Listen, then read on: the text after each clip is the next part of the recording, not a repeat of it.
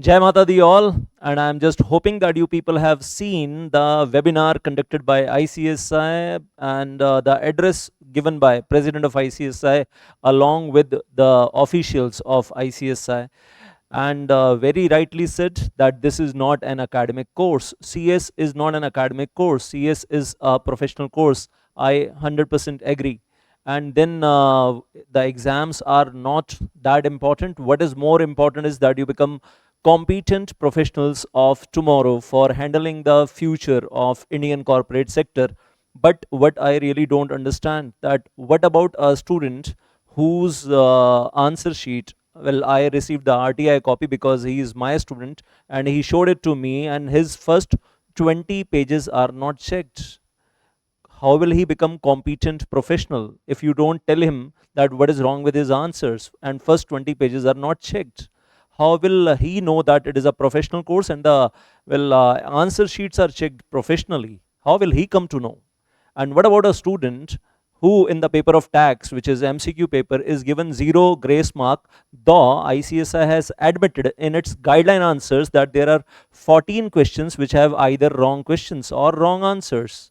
If that student in the OMR sheet is given just the total marks as attempted by regarding the questions attempted by him, and he is not given additional grace mark, not even one, though there were 14 questions admittedly wrong, either questions or answers by ICSI, how will he become competent professional, and how will we tell him that it is not an academic course, it is a professional course, and your answers are being checked professionally, your papers are being set in professional manner, the questions papers are set in professional manner, so that 14 questions are either wrong or their answers is wrong. What kind of professionalism is that in setting the question papers, or what kind of professionalism is that if the grace marks are not awarded?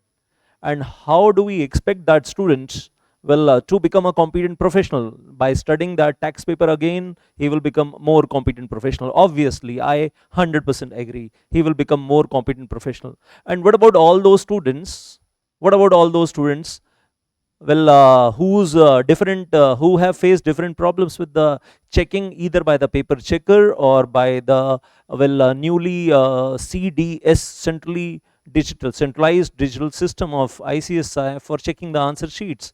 What about those who have suffered and who are scared because of the kind of notifications, declarations made by ICSI on its website? What about those students? They are simply disappointed.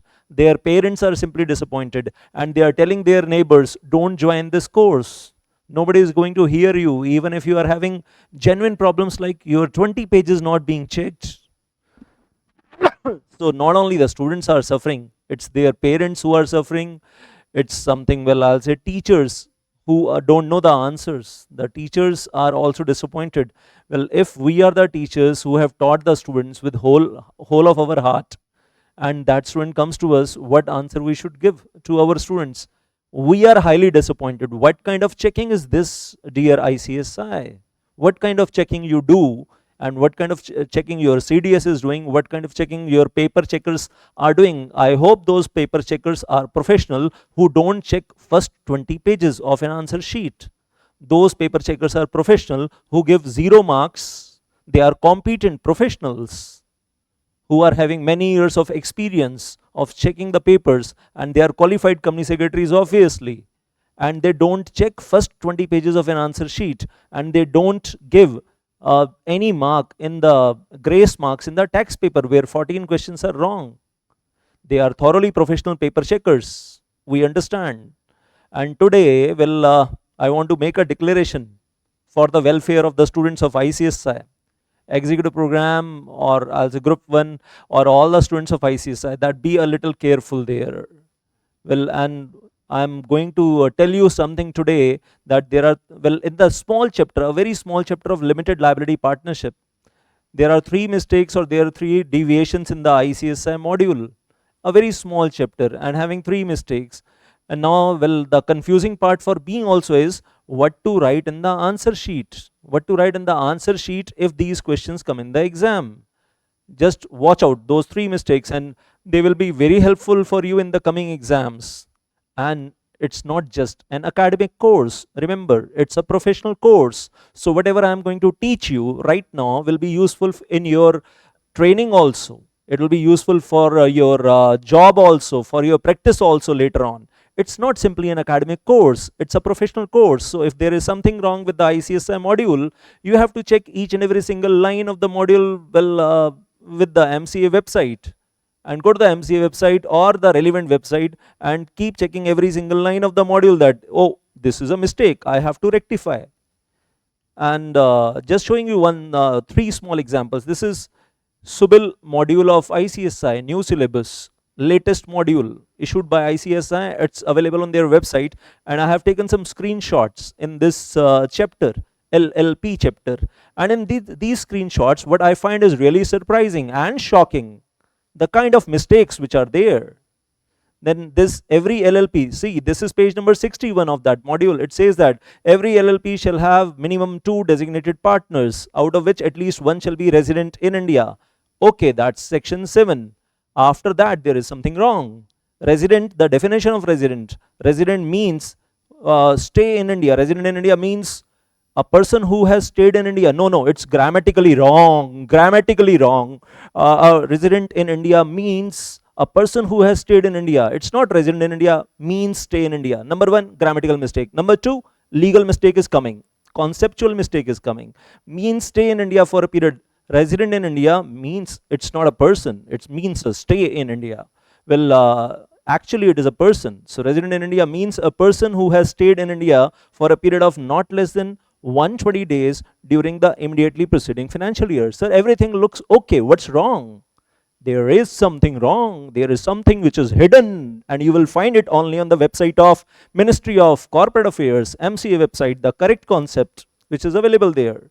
So, dear students, before LLP Amendment Act 2021, resident in India was, the meaning was something different, and after LLP Amendment Act 2021, the meaning of the resident in India has changed.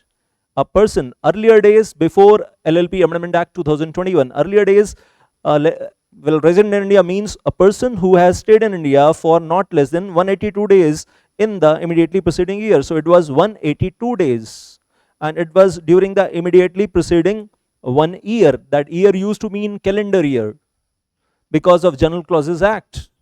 Now what happened? The Ministry of Corporate Affairs and Lok Sabha, Rajya Sabha, they changed the law, they amended the law. Then the language starts same way. Resident means a person who has, after the amendment in 2021, a person who has stayed in India for not less than 120 days during the financial year. Now three changes in this small part. 182 is reduced to 120. One thing, instead of year, now it is financial year. So calendar year is changed to financial year by the ministry, by the parliament, by Lok Sabha, Rajya Sabha. And now one more third change, and that third change is, instead of immediately preceding 1 year, it has become during the financial year, and the means current financial year. Ministry has removed the word, or Lok Sabha, Rajya Sabha have removed the word preceding financial year or immediately preceding. That is removed.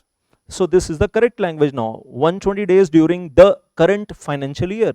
Three changes in small phrase. Now what is the problem with the ICSI module? Now you are saying 120 days as amended, new one, correct. Financial year, yes, instead of calendar year it is financial year, correct. Now something wrong.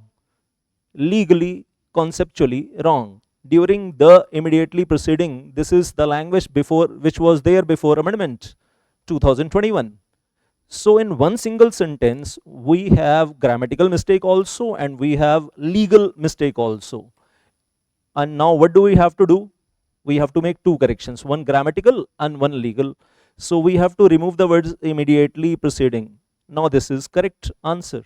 This is correct one coming. And resident in India means a person who stayed in India.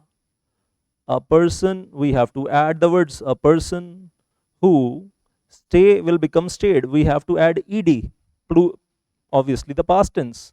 The person who has stayed in India. Well, so we have to make some grammatical corrections, we have to make some legal corrections. Now it's okay. The question is, the bigger question is, sir, what are we going to write in the exam? Are we going to write the words immediately preceding financial year, or are we going to write the words during the financial year? If we write the wrong answer, it will match with the ICSI module. If we write the correct answer, it will match with the website of MCA, but it will not match with the website with the module of ICSI. So what do we do? That's the puzzle. That's the Chakravyuh. That's the Chakravyuh, and you are Abhimanyus in that Chakravyuh. And then moving on further. Number 2. Now this is what should I say? Boomerang. You know boomerang. It goes, it comes back. It goes, it comes back. So in ICSI module, page number 63, and now this is section 17. They are talking of rectification of name of LLP by the order of CG. CG passes the order to the LLP to rectify its name if the new LLP is incorporated by a name which is similar to the name of existing LLP or existing company or existing registered trademark. So once the order comes in, LLP has to follow that order. Within 3 months, it has to rectify its name, it has to change its name. There is a procedure. And well, that is time period is given as 3 months rather. We are saying, and then follow the procedure within 3 months. If LLP fails to follow the CG order, then CG will give the direction for allotment of the new name. Now this is correct. This is correct. There is nothing wrong. If the LLP does not follow CG order within 3 months, and if the LLP refuses to rectify its name, it fails to rectify its name, then the CG will pass the order to rectify the name of LLP, to change the name of LLP, and the registrar will issue the new certificate of incorporation. Sir, then what is wrong? It's not wrong. Something wrong is on the page number 64. Next page. And on page number 60, and this is newly amended provision. Mind you, what you are reading is a newly amended provision. On 1st April 2022, you can say with effect from 1st April 2022, or LLP Amendment Act 2021. It is amended as per that. Now, what happens? We go to page number 64. And on page number 64, there is something wrong given. The old section 17, which was there before amendment, and they are saying, if you don't follow the CG order, if you fail to follow the CG order, then you have to pay you are punishable with a fine. And LLP is punishable with fine minimum 10,000, maximum 5 lakh, and designated partners are punishable with fine minimum 10,000, maximum 1 lakh. Now this was all deleted on 1st April 2022, and it was deleted by LLP Amendment Act 2022. And I tell you, mind you, this one, from here onwards, shall to 1 lakh. This is all deleted. And this is section 17 subsection 3. This is old one, outdated one, which was amended on 1st April 2022. Now the boomerang. Now the boomerang is what they have given you. They have given you old section 17 subsection 3 in the module, and they have given you new section 17 subsection 3 in the module. And one more interesting thing, they are not even telling you that this is section 17 subsection 3, because opening line starts with section 19. So you cannot even dream that this is section 17 subsection 3.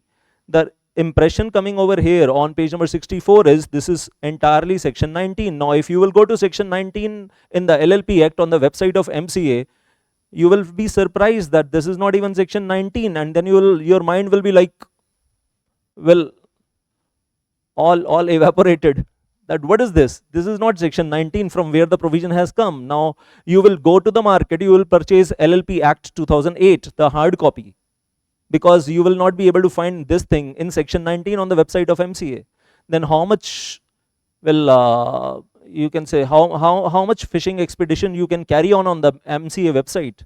Are you on a fishing expedition on the MCA website? No, you are not even capable of doing that. You don't even know how to do the fishing expedition on the MCA website. Then you will go to the market, buy a Bear Act, latest LLP Act 2008, and then you will open section 19, and you will find that this is not section 19. Section 19 is there only in the first 2 lines. That's section 19, and finish. And after that, once they are talking about the CG order, this is not section 19. From directives of CG onwards, from here to here, it is old section 17 subsection 3. If you will be able to find that in the Bear Act, if you know that the old deleted provisions are not given in the main part of the Bear Act, they are given in the bottom margins of the Bear Act. If you have that kind of intelligence, you will find it over there in the bottom margin of the Bear Act. Otherwise, you will not even find that in the main part of the section 17 subsection 3. So first of all, as per ICSI module, it looks like it is whole section 19. It is not. In the first 2 lines, it is section 19. The bottom 5 lines, it is section 17 subsection 3. And now as a student, what is going to happen? You will rectify section 17 subsection 3, which is new one, and then you will rectify this one as section 19 as if it is entirely section 19, because you are having faith in the module. And then you will rectify both the things, the one which is deleted on 1st April 2022 and the one which is inserted on 1st April 2022 in place of the old provision. So you are rectifying the old provision, new provision. And if the question comes in the exam that CG passes the order for rectification of name to the LLP and the LLP fails to do that within 3 months, what are the consequences? You are going to write double answer, two answer. First answer, CG will change the name, CG and ROC will issue the new certificate, and there will be fine for LLP also, for, well, designated partners also, which is given, which was actually given in the old one. You are writing double answer. See, there are two consequences, because you are a very intelligent student, hardworking, and you have memorized the new one on the previous page and the wrong one in the next page. So you have rectified both the things, and you are going to write them in the exam, because you don't know how to do this research and how to do the fishing expedition on the MCA website. So the correct answer finally is given on the page number 63, and you should write only that answer on the page number 63. That is the correct answer. This answer is actually wrong. These 5 lines are actually abolished by Lok Sabha, Rajya Sabha, which are still given over here. These are outdated, obsolete, finished, abolished, these 5-6 lines. I hope you got that. So don't write these 5 lines in the exam. That's my recommendation. But who am I? Who am I to recommend? I'm just a small teacher. That's it. That's it. Paper checker will decide your fate. Well, what you should have written, what you should not have written. And if he is given that answer only in his hands in guidelines, he will check the answer accordingly. If he is given this answer, he will check according to this answer. And if he is given both the answers, and if he does not even check, because maybe the paper checker deals only with the companies, not with LLPs, maybe, then he is not even aware of that. What is the legal situation right now? Which one is deleted? Which one is current? Maybe he is not even aware. And whatever guideline answers are given to him, he will take them on the face of it, right one. Whatever documents are provided to him for checking the paper by ICSI. But you know the correct answer. You know the correct concept. This is, I am teaching for your training. When you will go in the training, that this is wrong. I don't know about the exam, what are you are going to write in the answer sheet. That's your personal decision. Well, you are at your own risk. Write the answers at your own risk. Parking in the parking lot is at your own risk. So write the answers at your own risk. Well, I don't know whether you have to write down this wrong one, which is already abolished, or not. Then this is for December, and I'm not talking about one chapter. It's just one chapter we are talking right now. 3 mistakes. What about all other chapters? What about all other chapters? I really am scared. I am afraid what is going to happen in the exams. Then deleted by LLP Amendment Act 2021. So these lines over here, but still if you want to write down. And mind you, this is not section 19. It was not in the section 19. Section 19 is just 2 lines. This is section old, section 17 subsection 3. So delete the words from and failure onwards. It's not there. You can rather delete the whole 5-6 lines on the bottom. Going on further, now comes the tough part. Third problem now comes, everybody will not even be able to understand. It's not easy to understand. It's 1 level higher, not 2 level higher, 10 level higher. You really have to apply your mind. Legal interpretations.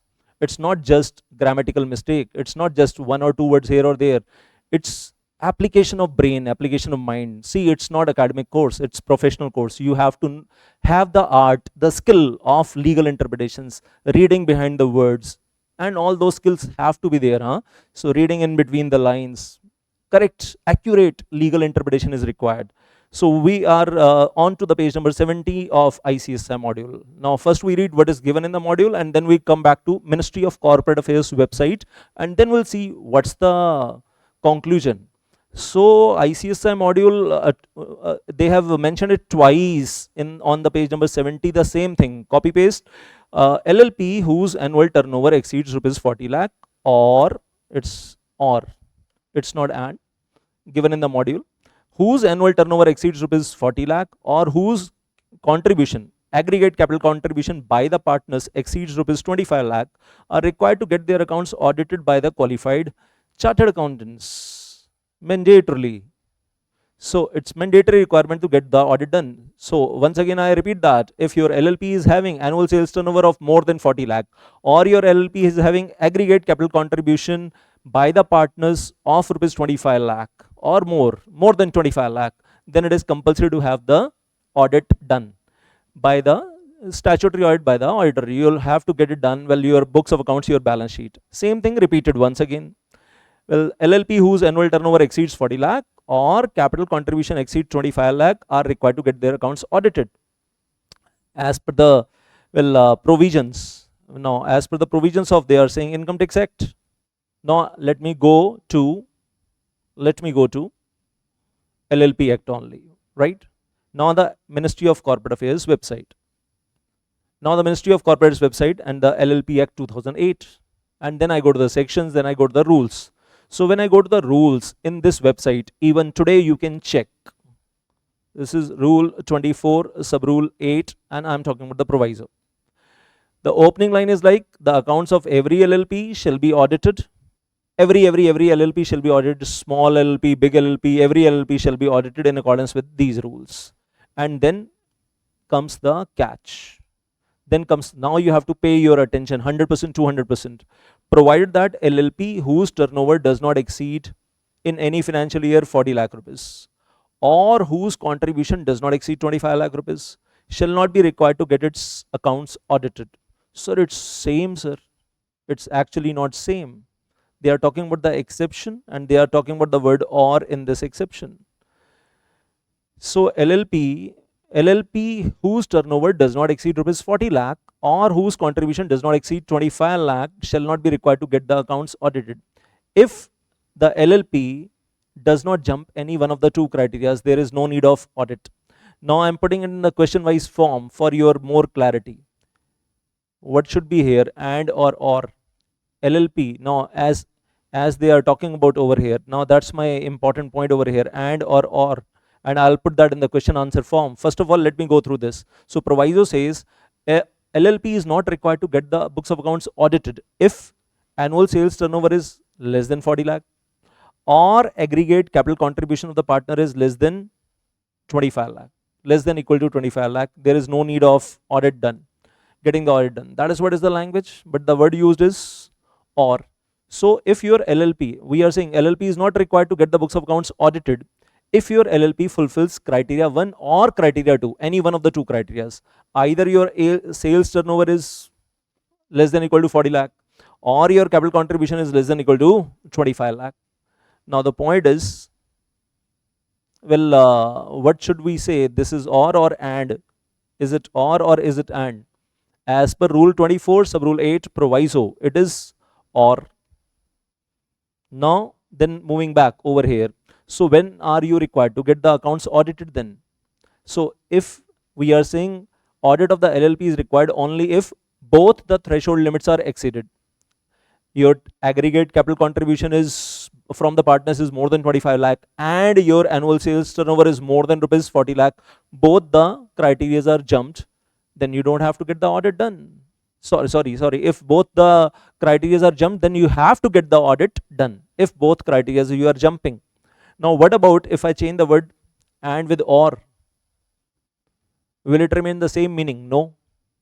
Audit is required if aggregate partners, if aggregate capital contribution by the partners is more than 25 lakh or aggregate sales turnover is more than 40 lakh, and then you have to get the audit done. So is it the correct one? This is not. Well, and I'll say as per lawmaker, as per Ministry of Corporate Affairs, as per Rule 24, Sub-Rule 8, they are very clear. You have to get the audit done only when both the threshold criteria are jumped.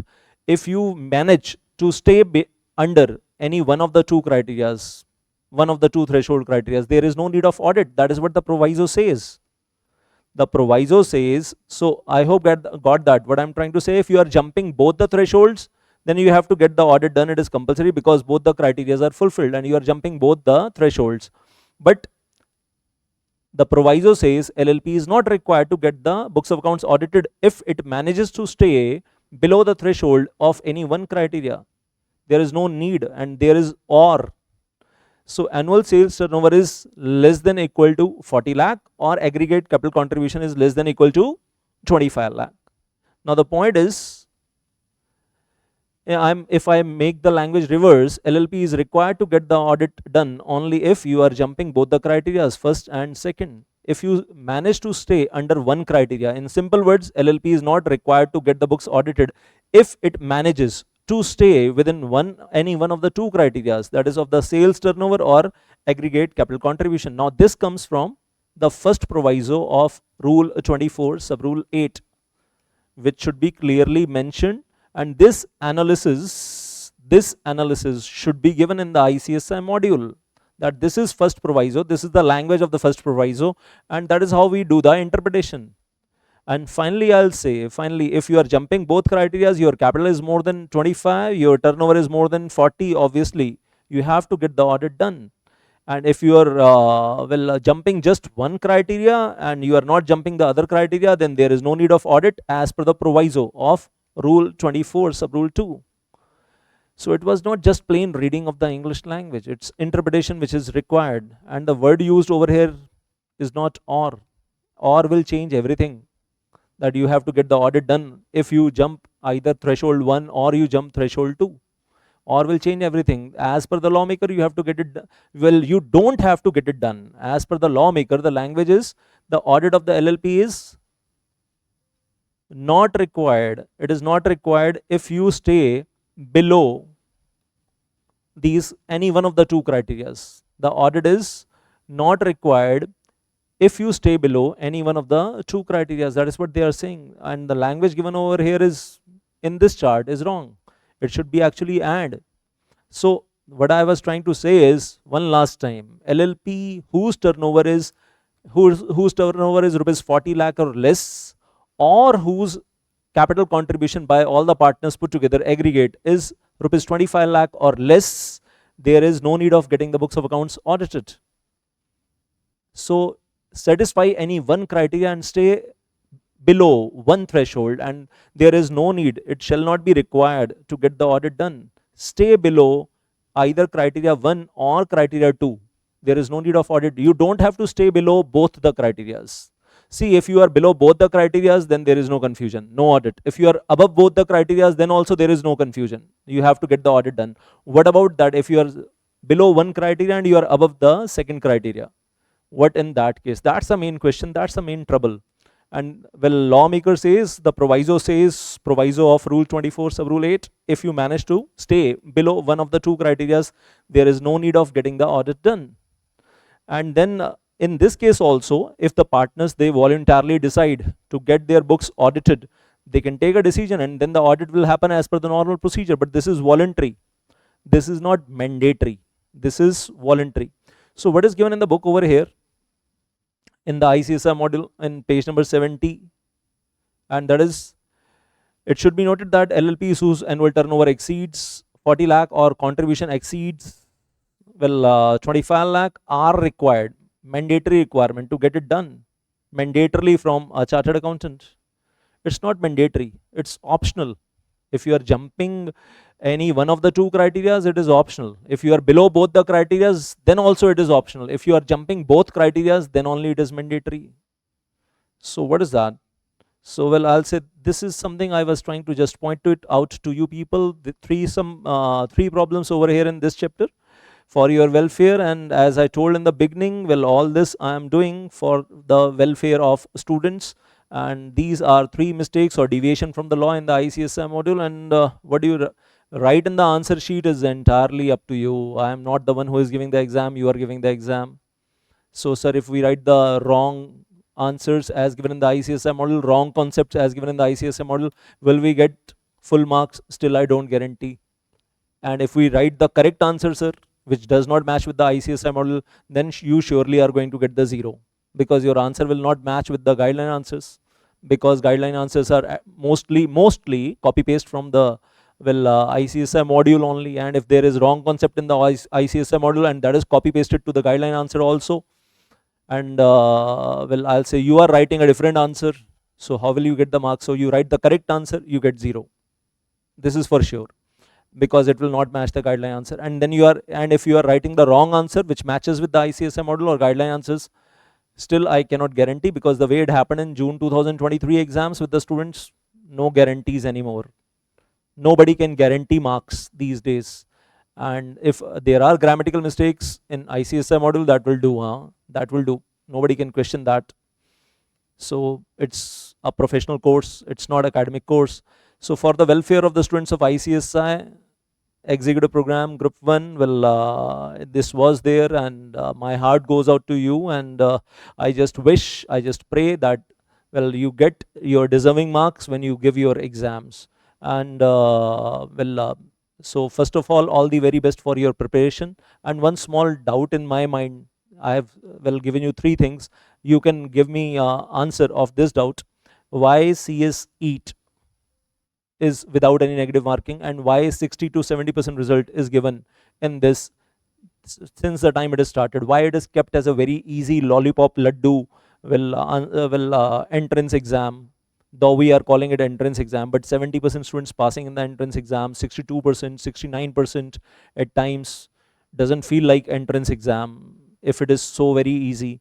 And earlier days, well, there was CS foundation, though the syllabus was going good in that, and I'll say everything was going well, very good, because papers were subjective papers.